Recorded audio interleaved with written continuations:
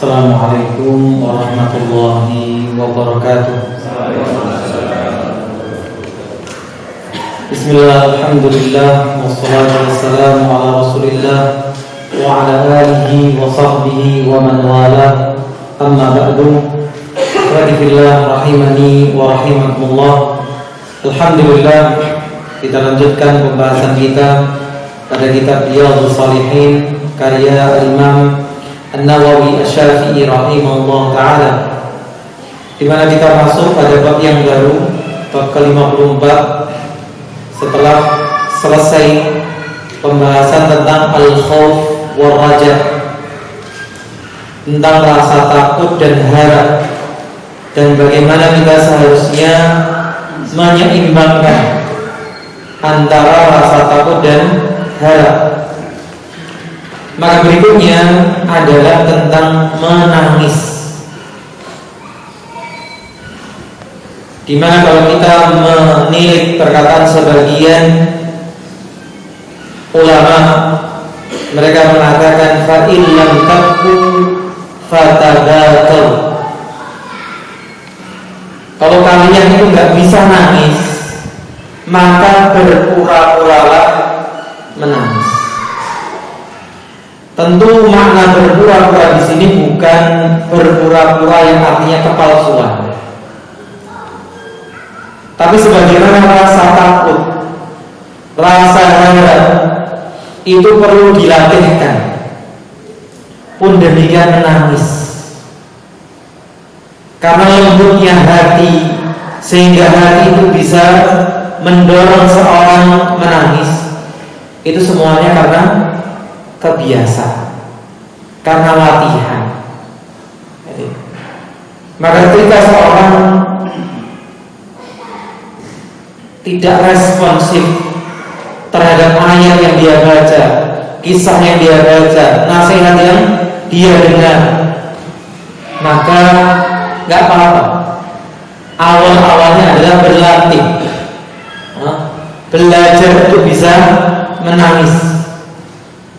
Seperti mungkin sebagian kita ketika menangis di belakang imam, bukan karena apa?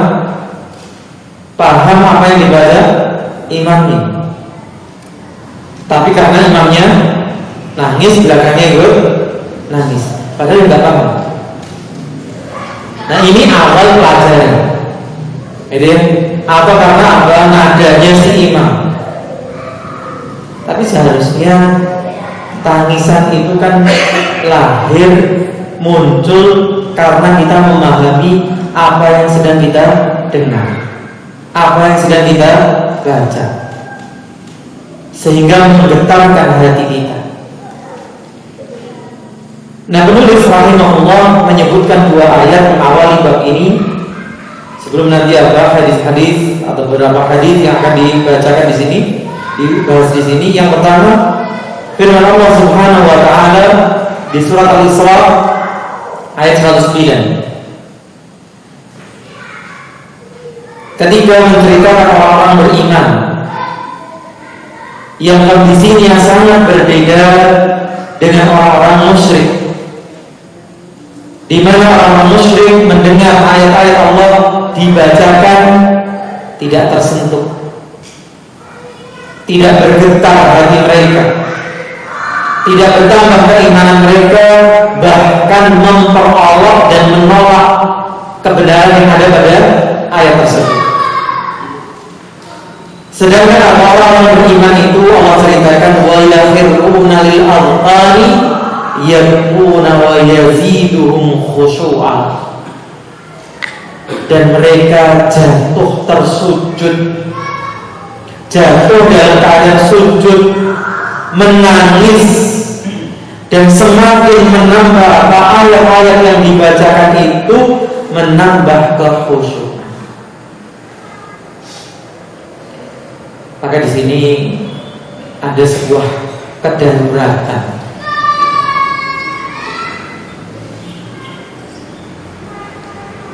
untuk kita memahami, mengerti apa yang kita baca. Mungkin banyak di antara kita ini sudah menghatamkan Al-Quran,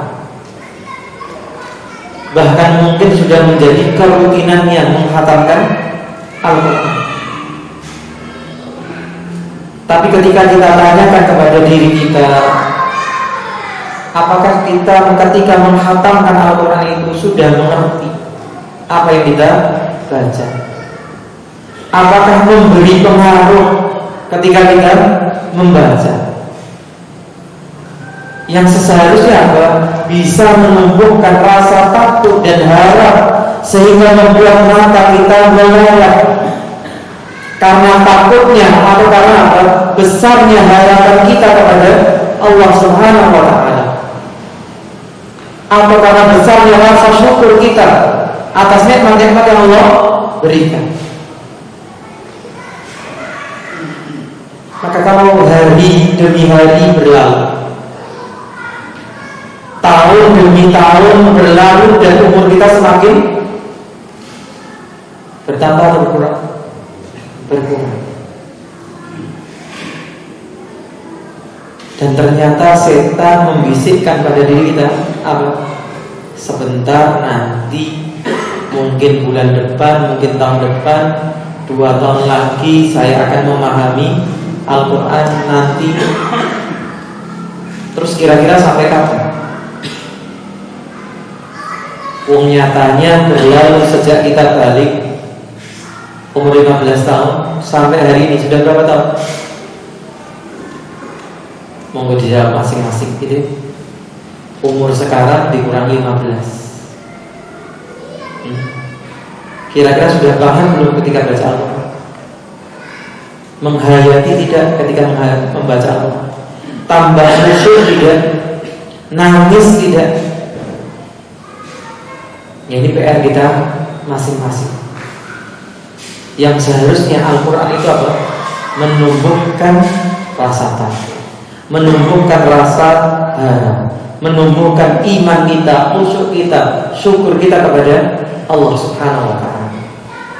Maka inilah gambaran ideal yang Allah gambarkan tentang orang-orang yang mendengar ayat-ayat Allah itu dibacakan,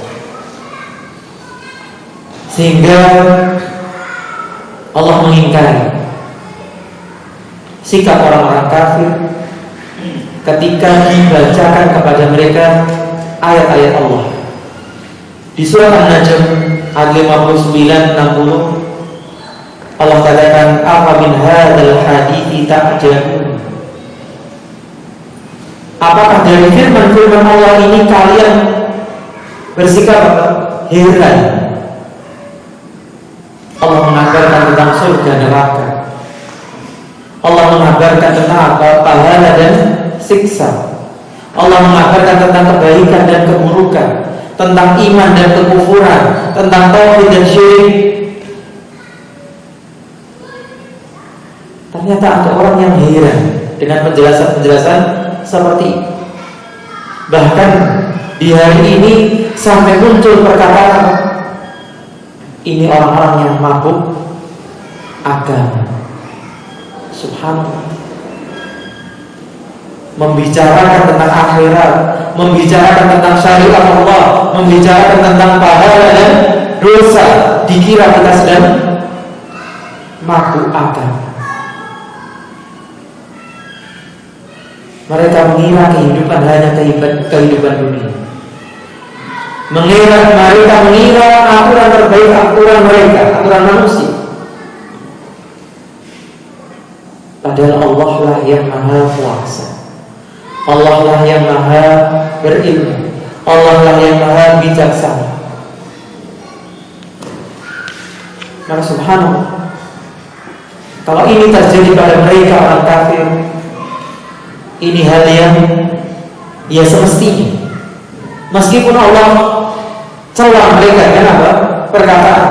Apakah dari perkataan ini, firman-firman Allah ini kalian heran? Wa tadhakuna wa la tabkun. Dan kalian malah menertawakan, tidak menangis. Para saudaraku kaum muslimin rahimakumullah, sikap menangis adalah sikap terpuji, sikap yang seharusnya ada pada diri kita yang mengaku berislam, yang mengaku beriman.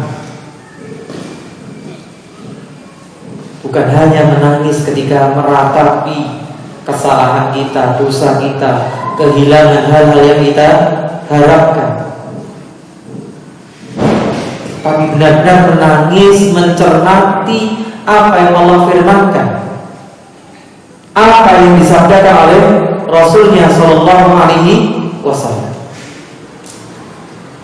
Nah, ini dua ayat atau dua penggalan ayat yang mengawali bab ini.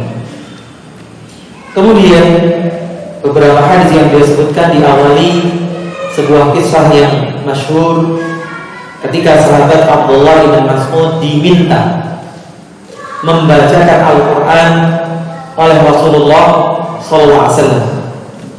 Dia bercerita, qala Nabi sallallahu alaihi wasallam, berkata kepada Nabi sallallahu alaihi wasallam, Iqra' alayya al-Qur'ana, bacakan kepadaku Al-Quran. Faqultu, maka aku pun mengatakan, yaitu sahabat Abdullah bin Mas'ud radhiyallahu anhu, ya Rasulullah, aqra'u alayk wa alayka unzil. Wahai Rasulullah, bagaimana saya membacakan Al-Quran kepadamu? Lalu Al-Quran itu kan diturunkan kepada jenengan.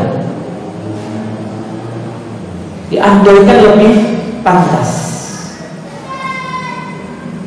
Di sini juga sebuah penggalan bahwa kita bisa mengambil kebenaran, bisa belajar bahkan dari orang yang levelnya, keilmuannya di bawah kita.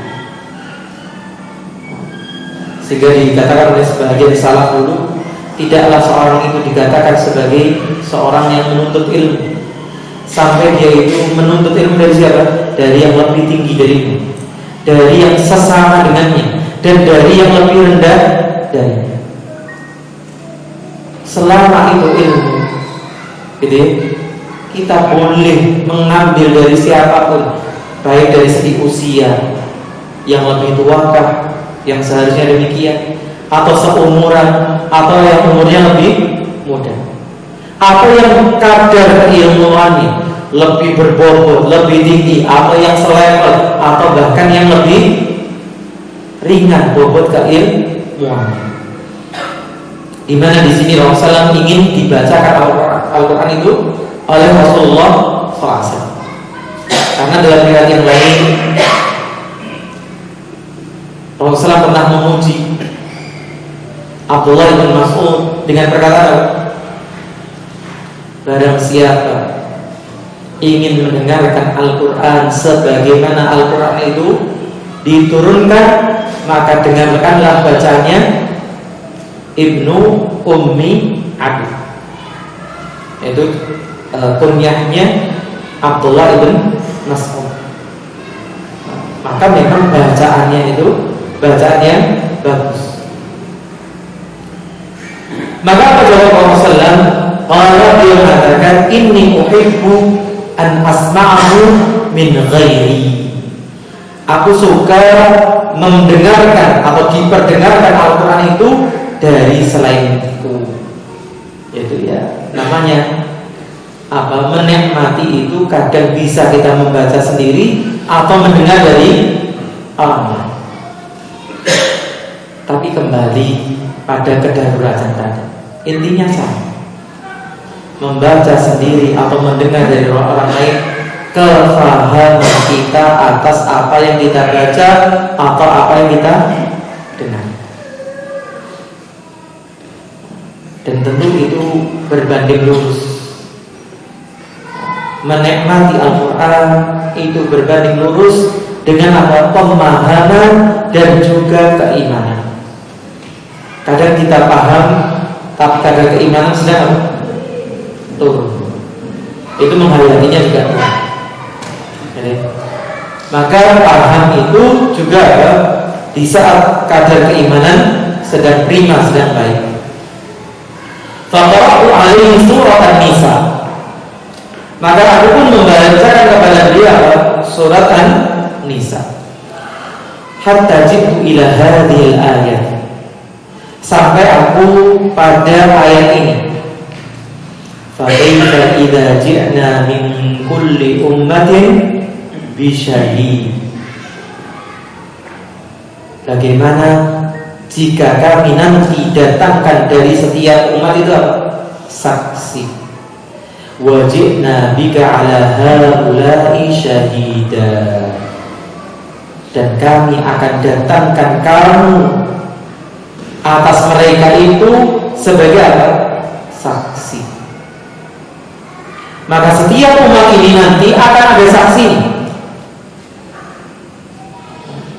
Seperti persidangan-persidangan yang mungkin pernah kita dengar, pernah kita saksikan. Saksi itu bisa meringankan, bisa memberatkan, tergantung apa yang kita perbuat. Kalau yang kita perbuat hal-hal yang baik, maka saksi tadi akan menjadi saksi yang meringankan. Tapi kalau yang kita perbuat adalah keburukan, saksi itu akan menjadi siksa yang memberatkan. Jadi jangan dianggap apa kehidupan kita akan berlalu begitu saja. Dan Rasulullah SAW adalah saksi atas yang lainnya, seluruh umat ini. Maka ketika sampai di ayat itu, qala hasbukal an, cukup bacaanmu sampai di sini. Sekarang cukup. Ayat keberapa itu? 41. Jadi lumayan, 40-an ayat.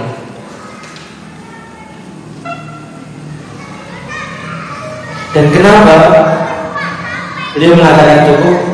Faltafatu ilaihi fa'idai ainahu tadrifan. Ketika saya menoleh ke beliau, tadi fokus mungkin baca, kemudian akan menoleh ke Rasulullah SAW, ternyata kedua mata beliau meleleh, meneteskan air mata. Wallahu a'lam. Kenapa? Karena beliau mendengar tentang tanggung jawab yang beliau pikul. Di satu sisi akan menjadi saksi bagi apa? Seluruh umat manusia. Di sisi yang lain adalah keutamaan yang Allah berikan kepada beliau, dipilih, ditinggikan kedudukannya untuk menjadi saksi seluruh umat manusia. Tapi poinnya adalah pada bagaimana beliau kemudian memahami itu dan menyebabkan beliau menangis. Kemudian yang kedua, ini hadisnya sudah kita baca di bab sebelumnya tentang bab khauf dari sahabat Anas radhiyallahu anhu, qala khadaba Rasulullah khutbatan ma sami'tu mithlaha qat. Suatu hari Rasulullah berkhutbah, sebuah khutbah yang tidak pernah aku mendengar semisalnya. Sebuah khutbah yang menggetarkan apa? Hati para sahabat yang begitu mendalam. Sampai-sampai dalam khutbah itu beliau mengatakan, "Lau ta'lamuna ma'alam la dhahiktum qalila, la dhahiktum qalila wa la baqaitum katsira." Seandainya kalian mengetahui apa yang aku ketahui, sungguh kalian akan tertawa sedikit dan menangis yang banyak. Sedikit tertawa dan banyak menangis. Jadi ini kita sebutkan kemarin. Misalnya Rasulullah pernah melihat surga dan neraka. Diperdengarkan oleh Rasul kepada Rasulullah apa? Siksa orang meninggal. Nah tentunya ini bukan hal yang ringan. Kalau sampai kita kadang kita mendengar anak kecil nangis karena kesakitan saja sudah luluh hati kita, nggak kuat. Jadi, sehingga banyak sekarang ini yang mengalami kesulitan dengan anak-anak, khususnya masalah apa? HP. Kenapa enggak kuat dengar anaknya nangis? Padahal ya itulah senjatanya anak. Anak itu ketika nangis dituruti, dia paham, oh berarti caranya meminta itu nangis. Nyatane mbokku tak tangisi nuruti karena pamku kan gitu. Jadi seharusnya kita yang paham, nangis itu kalau bukan karena luka, itu bukan kesel diri kan? Nah, cuman sebagian hati kita itu enggak kuat, apalagi ibu-ibu, anak yang serapopo sahabat ini, gitu ya. Padahal kalau sudah kecanduan hati ini harus tambah, enggak ditambah, mau tambah nangis. Nah itu baru tangisan manusia. Bagaimana dengan apa? Tangisan orang-orang yang disiksa dalam kubur. Para subhanallah, kita bersyukur dengan keadaan kita. Kemudian hadis berikutnya yang menunjukkan keutamaan orang yang menangis. Dalam hadis yang diriwayatkan oleh Imam Tirmidzi dan derajatnya adalah sahih li ghairihi, asalnya hasan, naik derajat yang menjadi sahih karena ada riwayat yang lain. Dari sahabat Abu Hurairah radhiyallahu anhu, beliau mengatakan, qala Rasulullah sallallahu alaihi wasallam, telah bersabda Rasulullah sallallahu alaihi wasallam, la yalijun nara rajulun yabki min khasyatillah. Tidak akan pernah namanya masuk neraka seseorang yang menangis karena takut kepada Allah. Jadi tangisan ini ada beberapa macam yang saya katakan tadi. Ada karena besarnya harapan. Orang kalau membutuhkan sesuatu, sedang doa kepada Allah, kadang bisa sampai nangis. Atau kalau sedang takut kepada Allah, juga bisa nangis. Maka orang ketika menangisnya karena Allah, entah karena besarnya harapan dia, lebih-lebih karena takutnya dia kepada Allah, dia tidak akan pernah mencicipi neraka. Bahkan untuk menegaskan itu, apa kata Rasulullah? Hatta ya'udal ladanu fil dhar'i, kecuali dia akan masuk neraka sampai susu itu bisa balik ke mana? Payudara. Susu yang sudah diperes, gitu ya, entah susu sapi atau sebagian ibu-ibu itu karena produksi asinya banyak, kemudian apa? Disedot, kemudian disimpan di freezer untuk anaknya. Nah kira-kira susu yang sudah diperes tadi bisa nggak kembalikan ke payudara lagi? Ada ceritanya pernah dikembalikan? Gak akan pernah. Seperti apa? Sampai unta masuk lubang jarum, hampir sama. Kan ada ceritanya gimana unta bisa masuk lubang jarum.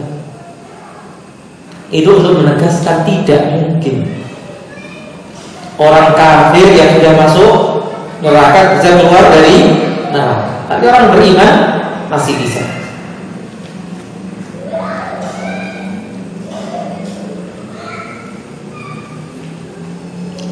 Maka ini salah satu fadilah, keutamaan besar menangis karena Allah. Ini menunjukkan amalan-amalan yang kelihatannya ringan.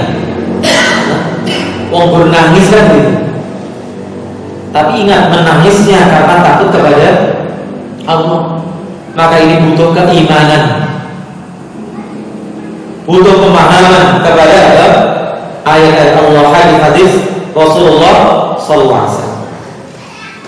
Kemudian yang lain menceritakan tentang keutamaan berjuang di jalan Allah. berjihad, wala yakami ghubarun fi sabilillah wa dukhanu jahannam, dan tidak akan berkumpul debu yang berterbangan di jalan Allah.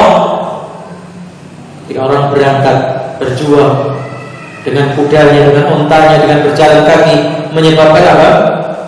Debu berterbangan, yang debu itu menerpa dirinya sehingga rambutnya penuh dengan debu, tubuhnya kotor. Bahwa segala kesusahan ini menyebabkan apa? Tidak akan dia kena dukhon, apa? Asap. Dan kalau asapnya saja tidak, apalagi apinya dari neraka jahanam. Sehingga memang berjihad itu puncak, level tertinggi, cita-cita tertinggi dari seorang yang beriman. Bisa meninggal dalam memperjuangkan agama Allah, baik di medan pertempuran ataupun ketika medan pertempuran itu belum Allah sediakan, ya segala jalan memperjuangkan agama Allah, membangun masjid, mengadakan kajian, gitu ya, berdakwah di luar masjid, mengadakan pesantren, sekolah. Maka ini semua apa? Jalan-jalan untuk memperjuangkan agama Allah Subhanahu wa ta'ala. Maka segala kesulitan, kesusahan yang dihadapi di situ, insya Allah akan berbalas kebaikan. Asalkan apa? Niatnya karena Allah Subhanahu wa ta'ala. Kemudian hadis berikutnya, hadis yang sangat ma'ruf, gitu ya, tentang 7 golongan yang akan mendapatkan naungan di hari tidak ada naungan kecuali naungannya Allah. Di antara 7 golongan itu, saya ringkas saja. Siapa? Wa rajulun dzakarallaha khaliyan fa fadat ainah. Seseorang yang mengingat, berzikir kepada Allah khaliyan, dalam keadaan apa? Kosong, sendirian. Fa fadat ainah, maka kemudian kedua matanya meleleh nangis. Kalau pernah kita sebutkan, mungkin kebanyakan kita pernah mengalami pas kegiatan apa? Pramuka, ada kegiatan apa? Perenungan malam. Wah, nangis bareng-bareng gitu ya. Tapi besok pagi apa? Wah, ketawa bareng-bareng juga. Ya memang settingan, gitu ya. Kalimatnya dibikin yang mendayu-dayu, mengingatkan apa? Kesalahan kepada orang tua, gitu ya. Membantah kepada orang tua, gitu ya. Masih ingat dulu waktu SMA. Dan kemarin sempat itu, selawe tahun lulus SMA. Masya Allah, cepet ya. Yang lainnya sudah berapa puluh tahun lagi kan? Subhanallah. Umur gitu, begitu cepat waktu itu. Maka kalau menangis bareng-bareng itu kadang apa? Karena pengaruh orang lain. Tadi imamnya nangis, ikut nangis, padahal tidak apa. Kok nangis apa ya? Ayatnya bahas apa tuh ini? Kok nangis? Enggak dong. Tapi karena apa? Imamnya yang belakang ikut nangis ya, atau kadang ya nyetel murotal itu, syahnya gitu ya, baca nangis, kita ikut terenyuh nangis. Nah itu tentu berbeda dengan apa? Orang berzikir, subhanallah, mengingat Allah, mengingat dosanya, mengingat siksa Allah, kemudian apa? Menangis. Ini salah satu golongan yang nanti di padang mahsyar akan mendapatkan apa? Naungan. Padahal padang mahsyar itu nggak ada pohon, nggak ada bangunan, nggak ada payung. Yang ada hanya naungannya Allah, yaitu berupa apa? Arsy-Nya Allah Subhanahu wa ta'ala.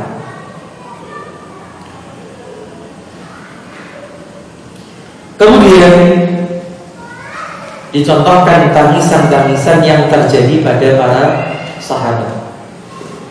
Yang pertama, kisah yang sahih muttafaqun alaih. Penulis rahimahullah menyebutkan dari sahabat Anas radhiyallahu anhu, beliau mengisahkan qala Rasulullah sallallahu alaihi wasallam li Ubay bin Ka'ab radhiyallahu anhu. Suatu hari Rasulullah berkata kepada Ubay bin Ka'ab. Siapa Ubay bin Ka'ab ini?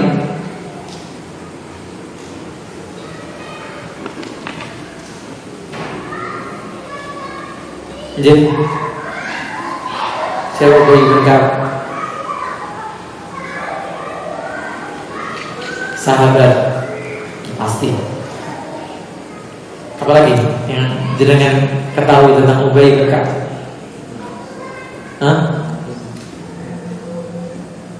Sekretarisnya Rasulullah, qaribnya lebih tepatnya. Apalagi?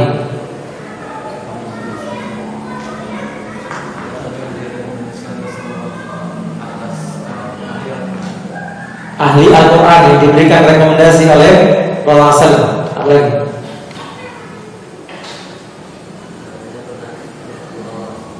Iya?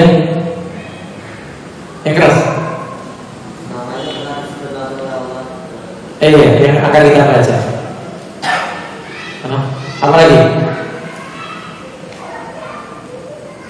Beliau yang dipilih oleh sahabat Umar ketika ngimami tarawih. Jadi ya, ketika orang itu tarawihnya sendiri-sendiri, akhirnya dikumpulkan oleh sahabat Umar. Siapa yang dipilih jadi imamnya?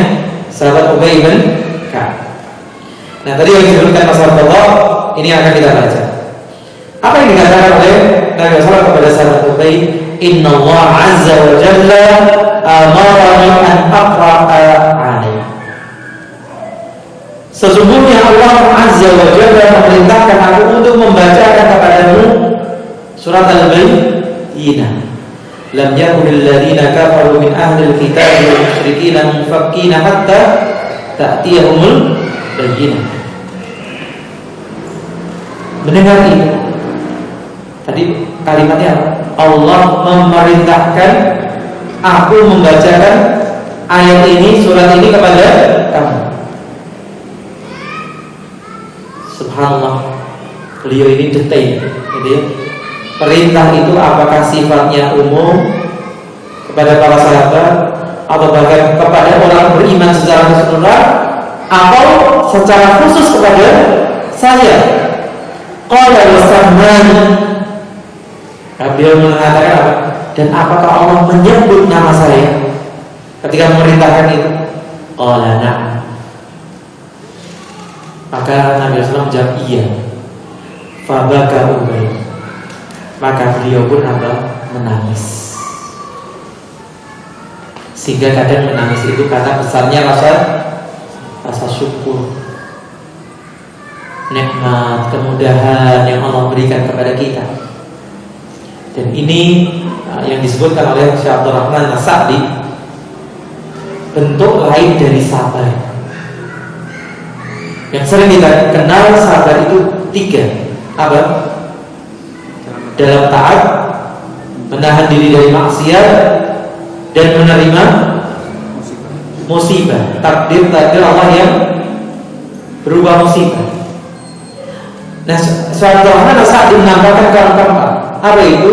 Dalam menerima takdir yang baik, orang itu perlu bersabar sehingga tidak kebablasan senangi. Karena kalau kita nggak ngerem senangnya kita, kadang itu lupa bersyukur. Maka kita perlu iri kepada orang-orang itu kalau mendapatkan kesenangan, kelapangan, kebahagiaan, kekayaan, apa malah nangis. Gitu ya? Saking syukurnya.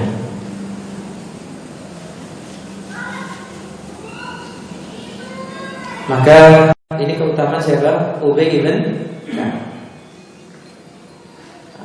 Dan jangan salah gitu ya. Sahabat siapa yang pernah kita baca? Ka'ab bin Malik. Karena saya sendiri pernah keliru gitu ya, antara Ka'ab bin Malik dan Ubay ibn Ka'ab. Kemudian masih dari sahabat Anas. Sebelumnya Ada yang kelewat? Abdullah bin Sufyan.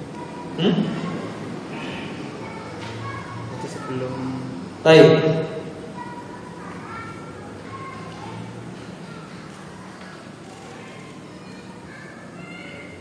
Tadi di hadisnya Rasulullah ketika apa? Kalian apa? Akan sedikit menangis dan banyak, sedikit tertawa dan banyak menangis. Nah, ada tambahan apa? Begitu dinasihati itu langsung para sahabat nutupi wajahnya, yang terdengar hanya apa? Isakan tangis. Subhanallah, gitu ya. Itu para sahabat langsung menangis. Kita kejadiannya masih aman-aman saja ya.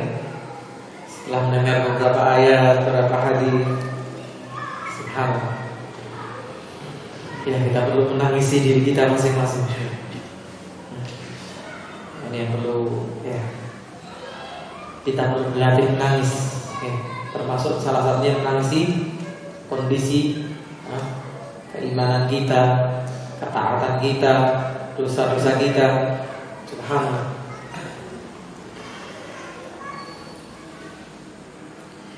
Ya, ada satu hadis yang terlewatkan, yaitu hadisnya Abdullah bin Syihir radhiyallahu anhu. Beliau bercerita, "Ataitu Rasulullah sallallahu alaihi wasallam wa huwa yusalli wa li jawfihi azizun ka azizil mirjali minal buka." Aku pernah mendatangi Rasulullah dalam kondisi beliau sedang sholat. Dan bagaimana sholatnya Rasulullah SAW? Sungguh di rongga dadanya itu ada suara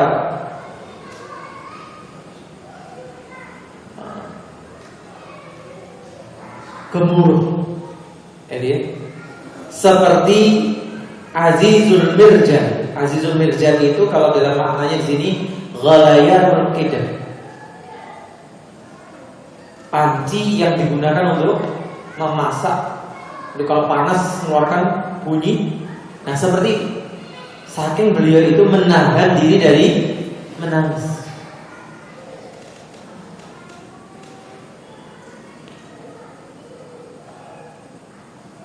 Dan ini lagi-lagi ya yang saya katakan tadi sore, level yang sangat jauh antara kita dengan Rasulullah sallallahu alaihi wasallam.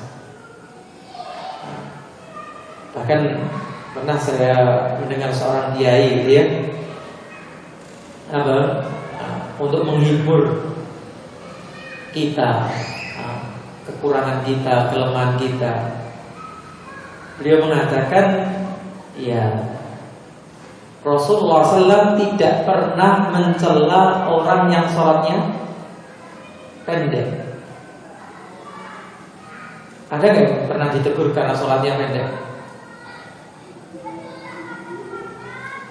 Bahkan yang dilaporkan oleh sahabat yang lain, setiap kali sholatnya baca apa? Al-Ikhlas. Malah karena dia membacanya karena mencintai Allah. Walaupun kita tidak tahu kalau baca kita baca Al-Ikhlas kan? Karena mencintai surat Al-Ikhlas atau pengen cepat ya. Sedangkan yang pernah ditegur oleh Rasulullah SAW itu yang bacaannya panjang. Siapa? Kasusnya siapa? Sahabat Mu'ad. Inna minan nasi la munaffirun. Ada sebagian orang itu yang bikin orang lain lari. Apa beliau mengatakan dalam ayat yang lain apa? Afattan anta ya Mu'ad? Apa kamu ini jadi masalah ya Mu'ad? Karena Mu'ad itu biasanya orang imami bacanya panjang-panjang. Jadi ya, panjang itu memang bacanya apa? Surat-surat yang panjang, bukan juz 30 yang panjang. Nah ini salah seorang kiai yang mencoba menghibur kita yang sholatnya masih pendek, kadang kurang khusyuknya. Tapi ya tentunya bukan jadi dalih. Wah, sholatnya pendek-pendek baik, gak khusyuk. Ya enggak. Ya. Tentu Rasulullah SAW adalah teladan terbaik. Maka sholat kita ini seharusnya menambah keimanan. Dan ini problem lain lagi, kedaruratan lain lagi. Kalau tadi kita berbicara tentang darurat bacaan Al-Quran, ada juga darurat tentang pemahaman bacaan sholat. Mari kita berintrospeksi masing-masing. Dari takbiratul ihram ketika kita baca Allahu Akbar sampai kita mengucapkan Assalamualaikum warahmatullahi wabarakatuh, Assalamualaikum warahmatullahi wabarakatuh. Yang sudah kita pahami Allahu Akbar, Allah Maha Besar, Subhanakallahumma wa bihamdika, atau Allahumma ba'id baini, atau kabira. Kemudian a'udzubillahi minasyaitonir rajim, bismillahirrahmanirrahim. Sampai apa? Rukuknya, i'tidalnya, sujudnya, duduknya, sampai salam. Kira-kira berapa persen yang kita paham?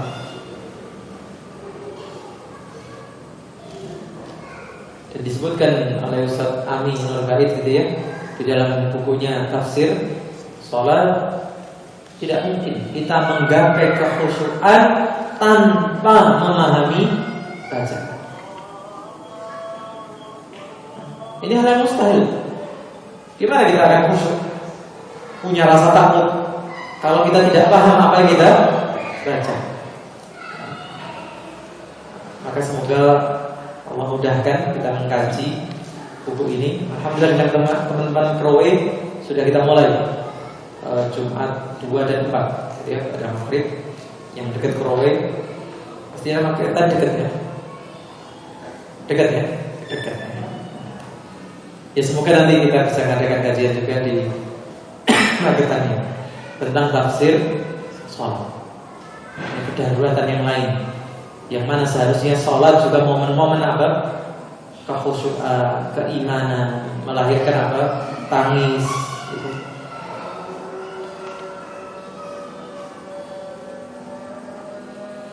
Baik, ini sebagian dari apa yang disebutkan oleh penulis rahimahullah yang bisa kita baca. Semoga menjadi pengingat bagi kami pribadi yang membaca dan antum sekalian yang mendengarkan, semakin memotivasi kita belajar. Banyak hal yang perlu kita pelajari, banyak hal yang perlu kita mengerti dari agama ini, sehingga benar-benar kita beragama menghasilkan keimanan. Rasa takut kita, rasa harap kita kepada Allah sebagai modal kita dimasukkan surga, dan semoga juga modal kita sama sekali tidak mencicipi neraka. Allahumma amin. Semoga bermanfaat, kurang lebihnya saya mohon maaf. Jazakumullahu khairan telah hadir menyimak. Wa sallallahu ala nabiyyina Muhammadin wa ala alihi wa sahbihi ajma'in.